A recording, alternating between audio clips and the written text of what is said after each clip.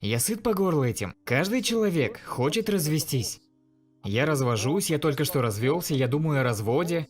Развод стал трендом. До этого мы скатились. И да, запрета нет. Развод разрешен в исламе. Но ведь это самая крайняя мера.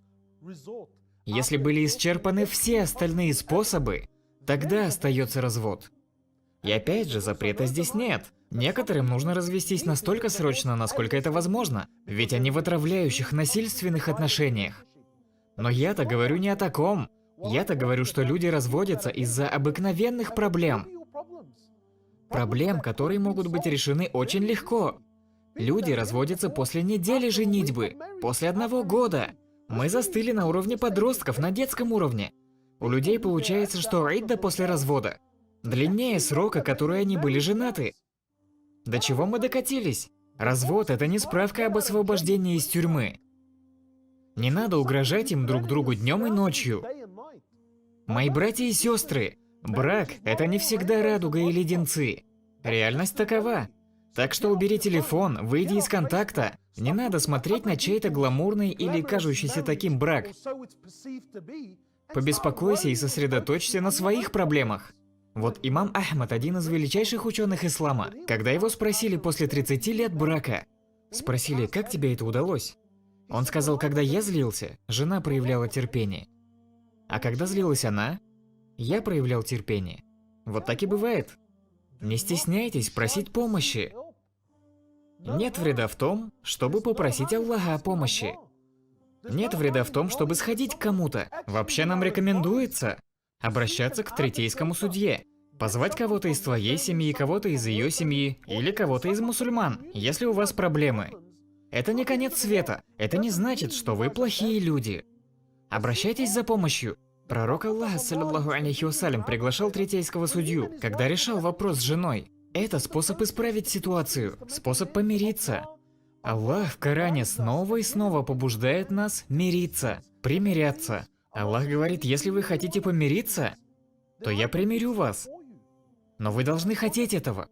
И если, мои братья и сестры, после исчерпания всех способов, вы решили, что развод – это единственный выход, то вам я скажу, сделайте это настолько мирно, насколько возможно. Аллах велит нам, что если вы разводитесь, разводитесь самым благочестивым образом. С любовью и состраданием, а не с враждебностью и озлобленностью по отношению друг к другу. Я вижу, как дети страдают как от шальной пули, когда дело доходит до развода.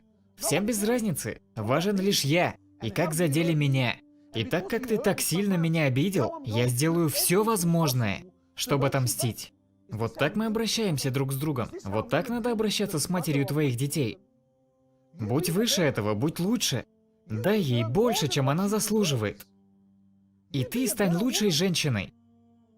Будь той, которая уважает и обращается с ним лучше, чем он обращается с тобой. Когда мы женимся, мы приходим в мечеть, зовем имама, мы хотим благословения Аллаха, и все такие милые и нарядные. Но когда доходит до развода, к черту все это, нет, сейчас твой адвокат против моего адвоката. Я выжму из тебя все, что только смогу, и ты постараешься сделать то же самое. Что это? Что это? И потом, вот ничто меня не бесит, как это. Люди стоят в суде и клянутся, стоят перед судьей и врут, чтобы получить полную опеку над ребенком.